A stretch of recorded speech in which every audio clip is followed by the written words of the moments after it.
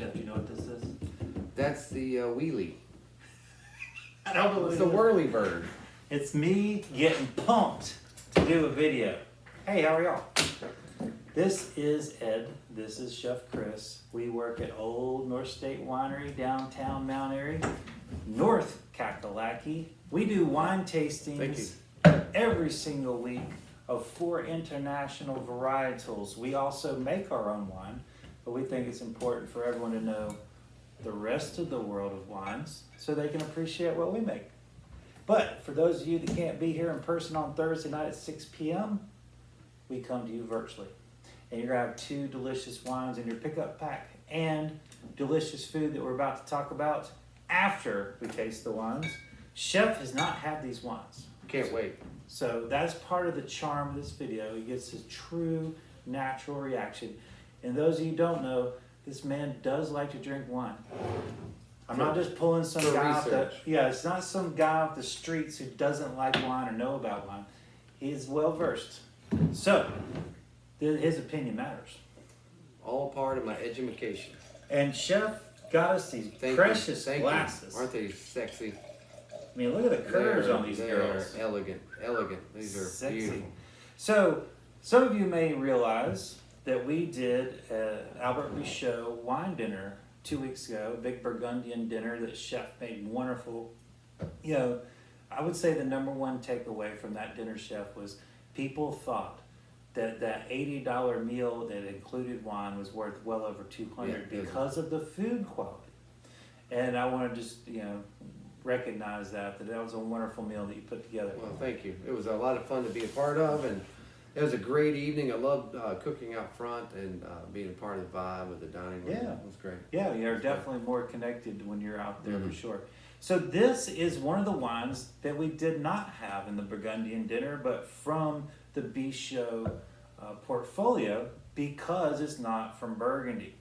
And so this is a Pinot Noir, which you would kind of expect, I would think, from our, I hope you can see that, really cool label there. Got that stag kind of doing his thing there.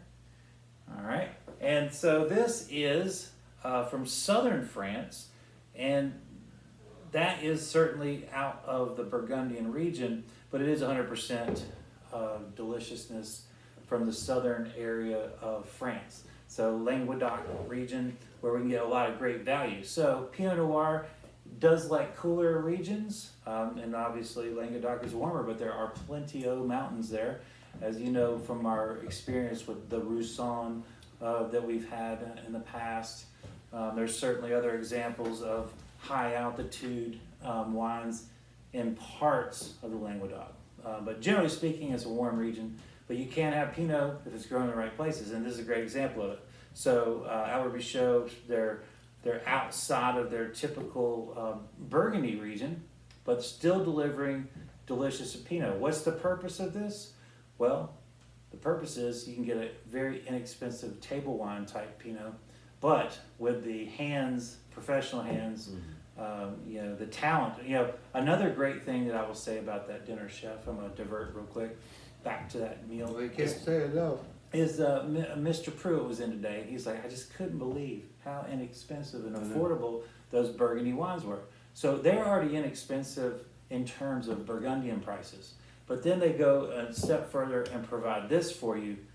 So there's no excuse not to be drinking Pinot from France. Also a great, you feature a lot of Pinot from all around the world. So it's also another great way to see how this great, the style of it in a different region. Mm-hmm. Absolutely. So I mean, we have you get the California Pinot, the Oregon Pinot, yes, the New Zealand Pinot, the Burgundies, of course, and now you get to see Tasmania. You get to see its expression and Patagonia for show. Yeah. So you can never have enough of a varietal in a different area to see how the expression, the terroir affects it. This is great. This is great. Delicious. Fun drinker. It's got great acidity. I really like this acidity on this. I would say there's an interesting tannin structure. I think that was going to be my shocking note. Yeah. Was how tannic it is. Right. Well, I was got some grippiness. Well, we talked about here in the last few weeks how fruity the Burgundian Pinots have become in the sun-drenched areas, and now what we have is more of a tannic-driven, drier Pinot, not the fruits way in the back. So again, I love seeing the different competing styles, not competing styles, but the different styles and expressions. So I mean, one grape, two outcomes because of the region. That's great. Yeah, I would say I think it's almost like in this particular Pinot, the tannins and the acidity accentuate each other. Mm-hmm. It's like they're working together to showcase each other, which I mean very harmonious for someone that likes bigger, excuse me, like bigger varietals of red. This has a lot of characteristics of a bigger red. Absolutely. It's still a Pinot. Don't get me wrong, but there's some of the things that checks boxes for me in the big reds are that tannin structure and I like the intense acidity. Absolutely. And those are also things that make wines ageable. Now this is a twist off, and it is it doesn't appear to be oaked. I'm not detecting much, if any. If there is, but I think that this could technically be ageable. I don't know why I want to say that, but with that acidity and tannin, I feel like it could hang around for a while. Absolutely. And with a twist off, you don't have to worry about any kind of cork issues if you do happen to lay it down. I know we don't talk about laying down twist offs, or I don't know why you. I don't think it's something that can be ruled out. I'll say that. I think wines can age at different rates, clearly, if it's in a sealed vessel, but it can still age, I think. There's going to be some metamorphosis or transformation, just in a different way than if it had a cork in it. Well, I think even more than anything, you don't have to worry about, even if it doesn't have the same progression as it would if it were seeping a little air through a cork. What I think the real takeaway is nothing bad will happen. Right. So you don't have to worry about that and cork tank or really you're just taking over. Yeah. As long as you're not dealing with wild temperature fluctuations or direct sunlight. Yeah. It's going to be great for a long time. Sure. Yeah. I love that glass. Look at Chef, how deep the glass goes down. I know. Can you believe I go all the way down there? Like, you got us new toys. We're wine geeks. I'm totally like geeking out on these glasses. I mean, this is it came all the way from Italy. So cool. Master glass blowers there in Italy. This is one of their master selection series. Obviously, top of the line. Very cool new offering from them. This is just I'm super excited. So I'm getting that tart cherry, maybe a little like underripe plum, perhaps really ripe. Almost like the tannins come from like plum skin. The skin of the when you're peeling a plum. Yeah, absolutely. Or if you even got too close to the pit, that pit it's woody in a plum. It's got a lot of like almost vegetal tannins. It is have a green woody quality tannin, to grit, and but in a good way, not a Chilean way, but I'm getting a little leather on this too. Yeah. This is almost like. I'm getting drier by the second. This is an interesting. This is very Oregonian style. Very interesting. I like it. Very likable. I would not compare this to any of their portfolio. I did taste this through with their portfolio when we were making the selections for the wine dinner, and I liked it a lot. And Chris and I had actually talked about putting it on the meal, but then we decided, let's keep it Burgundy. Let's say Burgundy. But so I really want to circle back around and give this another taste. I went ahead and picked up a case of it. So it's a real treat. Yeah, and I think we're going to enjoy it. Yeah, without a doubt. Whether or not anyone else. Well, without a doubt. So if you don't buy it, cool. I know two homes. And once again, you're getting a great French Pinot for under $20. I mean, that crazy. Is simply out of it's crazy. Chef, what do you think you want to throw at it food wise? Oh, we're gonna throw some smoked duck with a balsamic and red wine onion jam. Beautiful. Yeah. Yeah. They'll pick up on that nice. Yeah, the fattiness with those The tannins. fat with the tannins Acidity. and the acidity from the vinegar and the wine, cooking that onion jam down. This is gonna be great.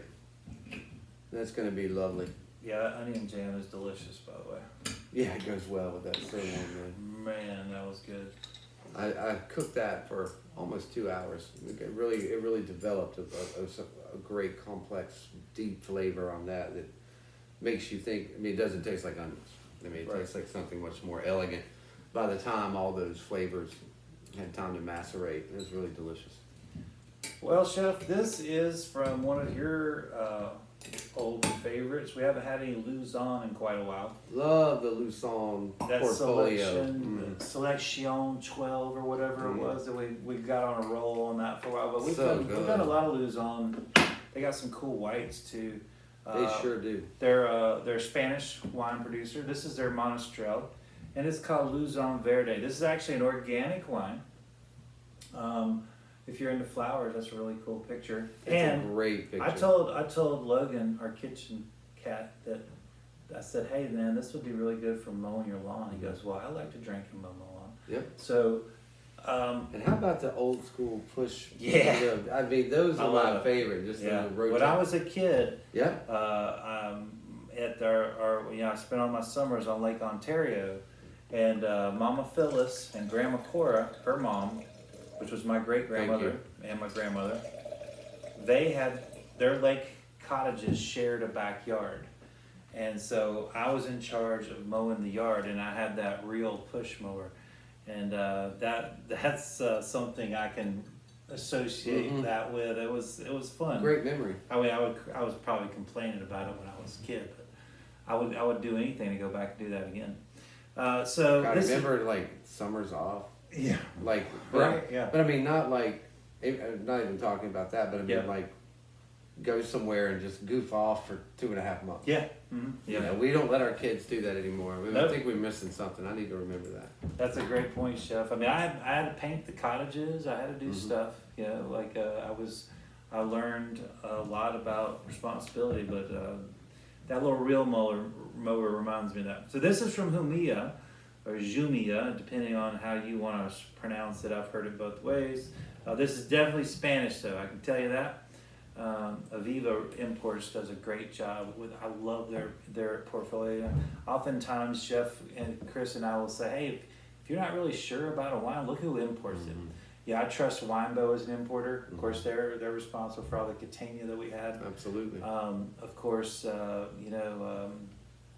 oh gosh, I just blanked. We talked about Kermit Lynch. Thank you, being Kermit an Lynch. outstanding Absolutely. producer. Thank you You very can much. always feel Yes. good about that. And there's several others. So there's Sure. some more obscure producers that Uva Imports. Yeah. Uva Imports that does things like Di Marie and all that. That they set us up with that great Barolo wine dinner. So we've got some great importers that we look forward to working with because they're very consistent, and that means something too. So if you happen to notice, their label can tell you so much, but looking at that importer might help you decide on a wine if you're kind of up in the air about it, and then you see, oh gosh, well that's an importer I trust. I might want to go ahead and pull the trigger on a wine you might not have been sure about. Importers do matter. I will say that. I would say it matters a lot more than you think. You know, beyond. Now, it's not going to make you like a wine you don't like, but if it's a wine that you're on the fence about, you need that little push. You should never look back. Never look back on that. Right. So this Luzon Verde, this is a Monastrell. And this is a Monastrell. Of course, that's the third most planted grape in all of Spain. So every time I serve Monastrell, everyone's like, "What is this?" Yeah, right. Well, it's a grippy red. It's a bold red. This is, I would say, slightly light for the varietal, or maybe it is just flat light for the varietal. Monastrells can come in very, very rich and grippy expressions, and this to me. This to me is more like a springtime version. You know, we're in March now. We're well into March. Halfway through. We're well into March, and we're well into flowers. We've been knocking all these all these winter months, getting them out of the way. We're approaching spring. Is it in a week? It is. Holy cow! So spring. We've already had our Daylight savings. Time. Yeah. I haven't gotten the my savings check though. I don't know when that savings is going to arrive. Yeah, right. Mm-hmm. Mm-hmm. But yeah, spring is here. So this is a widely consumed wine in France, and it's not as popular here, but it is amongst people who like big reds and like affordable big reds. Monastrell is never expensive. Never ever expensive. And I mean, like nobody knows why. The most expensive Monastrell I've had was probably 70, 75 bucks. This is again another under 20 wine that delivers a lot of punch, checks a lot of boxes, and literally you can drink yourself silly with it and still have money left over. And it's a value, and it's very Zen-esque. If you like those big Zens, you're gonna love Monastrell. Mm-hmm. I would say it's more big Zenny than big Cabby, if you ask me. But, agreed. I totally agree. That's a great assessment, Chef. So you're going to get that thrill, that Zinfandel thrill out of this, which what a tremendous value. And Zens continue to skyrocket in both price and prestige. It used to be, you had Ridge and Turley and a few other handfuls, and Prisoner. But what you're seeing now is people really rediscovering Zen, and especially in California and Australia. So you're seeing really super high end, and just the price point's going up. So this is a great escape from that. Yeah, this is you're gonna get some serious fruit, some serious alcohol almost always. This one's listed at 14. I find that hard to believe. I bet it's way more. You betcha. Oftentimes it's 15 and a half. So I think it's more than 14. I'll be honest. But it doesn't. I'm not saying it's hot. Yeah, not I'm just hot at all. that, Especially this one. I think it's extremely integrated. If you run across one, it may be hot, but this isn't going to be one of them. And this wine's only 2 years old, and it's very integrated. It is a simple wine because it's at a simple price, but it is checking so many boxes. Now there's several fruit in here that you're going to pick up, red and dark. Blackberry. And Chef, I go like going into that you go in like when you're talking about Zen. I think it's Zen. I think it's spice, and this does have a spicy finish.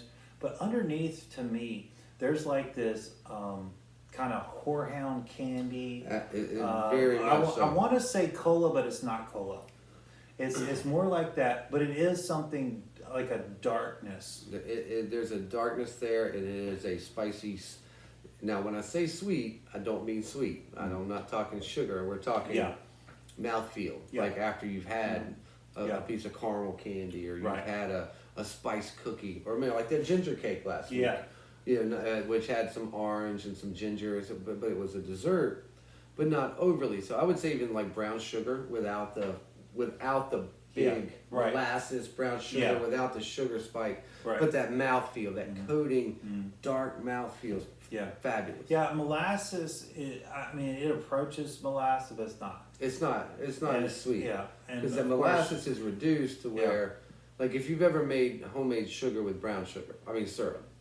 Like I make homemade syrup for the kids for their pancakes instead of buying it, and I always use brown sugar, and it produces a great syrup without the harsh sweetness of processed sugar, which I think has zero complexity. Agreed. So making a syrup with a little citrus and brown sugar gives it some complexity. So it's not you're putting it. You go through all the trouble to make a waffle mix. Why do you want to dump industrial sugar on it? And kill the beauty of it. So it was reminding me of that without the sharp sweetness. Yeah, Delicious. This is a freaking steal at under $20. I can tell you this: our staff's buying a lot of this. Yeah, and we'll continue to. They're real high on it today. That's for sure. Yeah. So, Chef, what are your thoughts on food pairing for this? Got a great treat today for you folks here and at home. Got a Palmetto Farms quail that I marinated in some balsamic, grilled it, and then we're gonna finish it with some Walden cheese. Nice. From Saskatchewan Cove. So real upscale pairing with this wine. So definitely. We love our South Carolina quail, and we love our Tennessee cheese. It's gonna be delicious. Yeah, because that has like that that cheese has like oxidative notes. And very mushroomy and very Earth. and like the brush quality on the rind is very puffy. It's really nice. It's a good alive cheese. Yeah, and this is a big. This I don't know how to explain it. It's a big red, but it's not. It's like big in flavor, but it's not overwhelming in texture.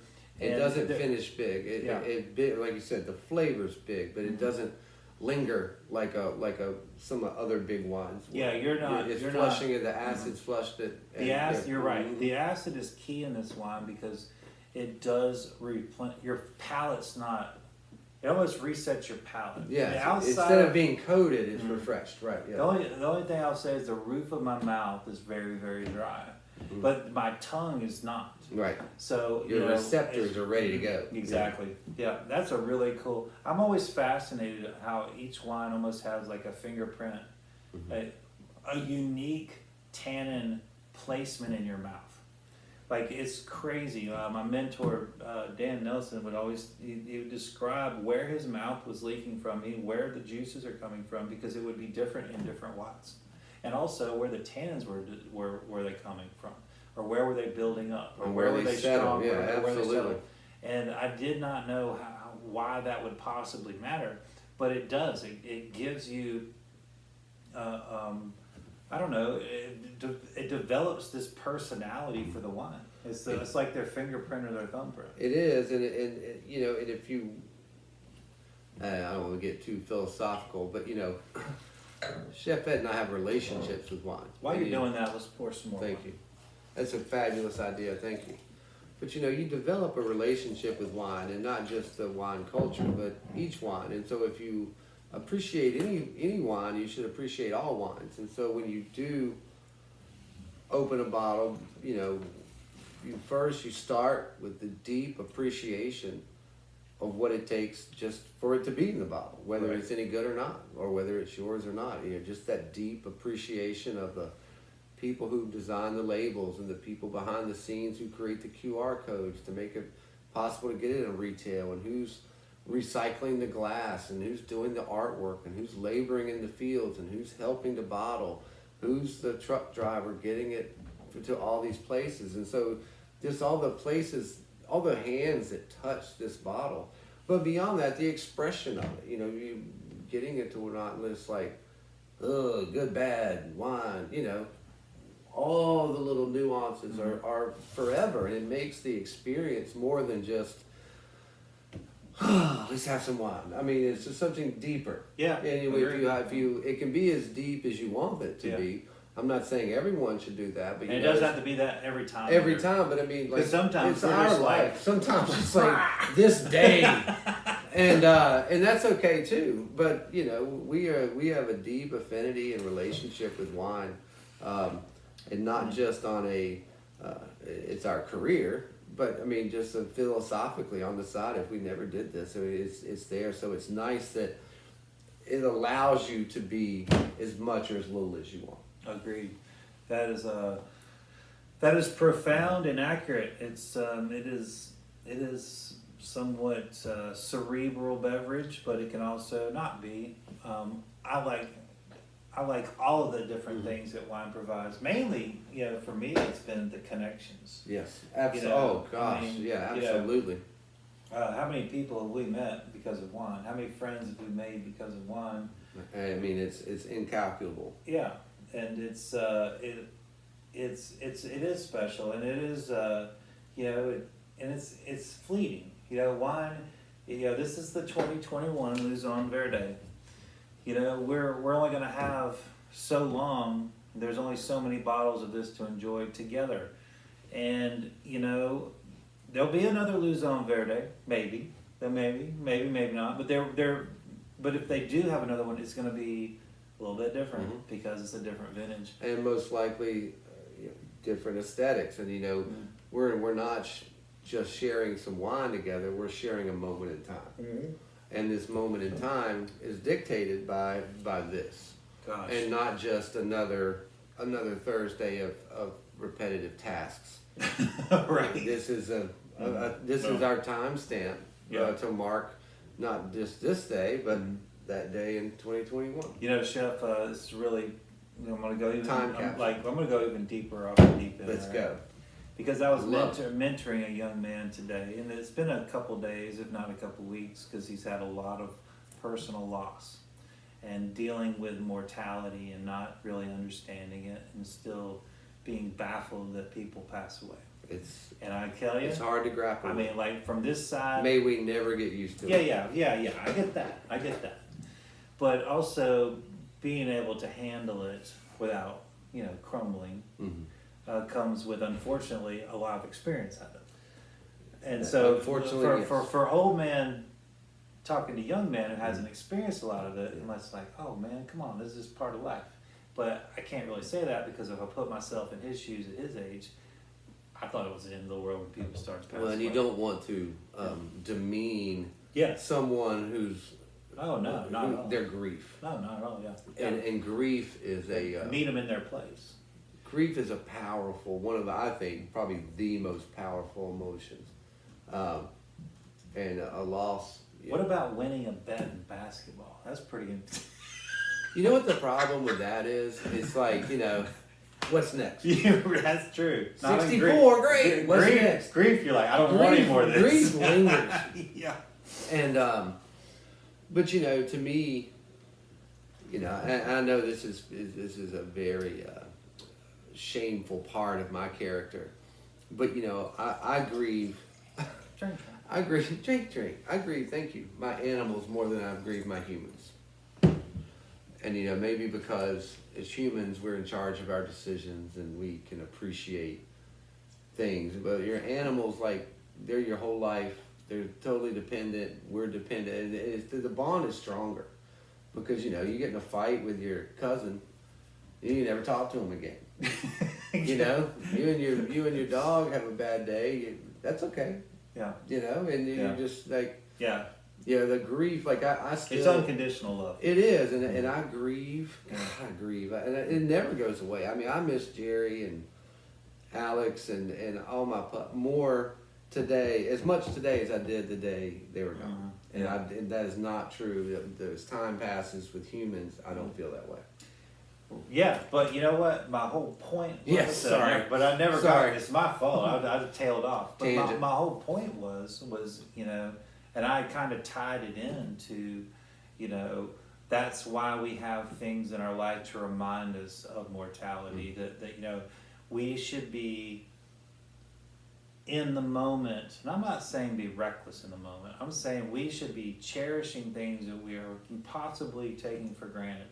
Like human interaction. I think COVID certainly Should have shaken a lot of cages. It's lingered with me. COVID has lingered with me because this was my profession, and then suddenly I could never do my profession again. Luckily, we got it back, right? But, quicker than most. Yeah. We got ours back Some pretty did, quick. some didn't. Yeah. But so my point was with this young gentleman was to, be grateful and cherish the things that are going on now. Soak in those moments, soak in that season. And that's kind of the way I think about wine. How many people do a toast to the ones that have fallen? I mean, there's the a best toast. There's a connection all the time with our past, and I think cherishing the moment of a wine, whether it's a $200 wine that you were saving to open with some friends, or if it's just a bottle that you're opening to get through the day after a hard day at work, and you're just like, I need to decompress. But there's so many things that we can do to really appreciate wine and what it does for our psyche and what it does to get us through those difficult times. And it is true, and to me, like what we were touching on earlier, the process of making a $6 wine is identical to the process of making a $3,000 wine. You don't do anything different to a $3,000 wine. Yeah. You may have older vines, you may have a smarter winemaker, but it doesn't matter. The process is the same. There's many people and all the things. It's still grown on a vine outside. It's still harvested. It's still fermented. It's still aged. It's still put in a piece of glass, and it's still put in a box, and it's still loaded on a truck, and it's still, they're identical. whether it's good or bad or $3,000 or $6. Yep. Mm-hmm. You know, it's worth something. But you know, Although we probably don't drink many of those $6 ones. we've had a couple. We've had a couple. We were $7 is where we're at. $7. Kind of the floor, but you know, it's funny. We're as a species, you know, we are built to endure in our DNA, because the humanity would cease to be, and all species are built to endure, and we can't let our setbacks and our grief stop us. Because we wouldn't be able to function, and it happens in nature. I mean, you go in, you rip out a bunch of vines, you catch them on fire, you freeze them. You only wait a few months, and they come back. Well, And they're not. Nature's the nastiest of all the things. I mean, like, they're animals killing other animals all the time. And usually, if you take a step back from it, it's for the health of all the animals. Right. I mean, you're making what you have left stronger. Yes. And what happens when you lose an animal? They see an animal get killed. They learn from it. Yeah. And they're like, then they go teach the cubs, don't do what that cat just did. Right. You know, Mr. Furry taught us a valuable lesson, and they're remembered forever in the stories they pass down for all of time, because you don't want to end up like Uncle Furry. Yes. You know, in the jaws of a jaguar. Ripped, and that having your entrails ripped across the forest, and that is perhaps the lesson so all the birds can eat it, and then not to mention the vultures. Vultures, they gotta eat.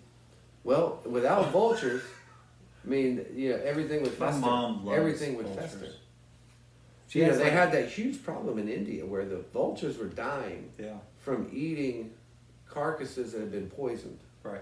And like all their water supply got tainted.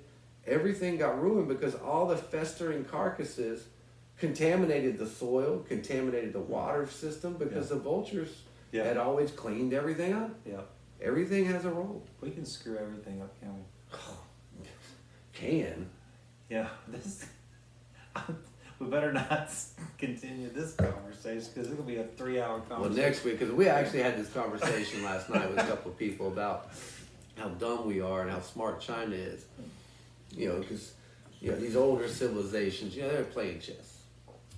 Oh yeah. You know, everything they're doing today is for a 200 year from now benefit. Yeah. And we're living in the same. And like, when we are just like, I'm not doing that. I gotta watch it. What about my Netflix tonight? Right. I'm on part 3, series 2, and I can't afford to live off this salary. Meanwhile, you have $1,000 phone. New car, $3,000 laptop, new clothes, every freaking service you're paying for, all the paid services. And let's not even talk about always new clothes, new shoes, new car. I mean, the grooming products alone. People spend more on grooming than I spend on anything, and it's just like, where are you putting all your money? Yeah. And we sound like 2 grumpy old men. I know it. Well, there's no way. Hey, did I mention this was a wine video? No, but we do like to talk about everything. And if you were here in person, we'd be talking even more. But we are glad that we can do this virtually instead of completely missing out altogether. We do love wine here at Old North State. We respect those that set the foundation for us to achieve on our level. And it's great producers like these that help us become better winemakers here in Yadkin Valley, North Carolina. We enjoy a good view from their shoulders. That's right. And of course, Chef complimenting these wines with his food. I just know that you're going to love these packets that you pick up. And if you're interested in doing that, just give us a call at the winery. We're happy to do it. We have several people that are doing it every week, and we'd love to have you involved as well if you can. Just so you know, next week, we may or may not have a video because we're headed to Portugal on Saturday. We don't know what we'll have, but we don't know. We might do some kind of live, I don't know. We'll figure something out. We honestly don't know what we're capable of over there. We've never been over there. We're barely capable of this. That is a fact. We're not promising anything, but we're going to try something. And I just want to give a shout out to the boom man, the engineer, the producers, the directors. Cheers. Who am I forgetting? I feel like I'm forgetting. Key something. Grip. We had all those awards and, on TV. Yeah, Key Grip. the key grip, we can't forget the key grip, that makes this possible. Every single week. Hey, we love you. It's all seriousness, we do love you. I Big hope to time. see you soon. Thank you for joining in. See you soon.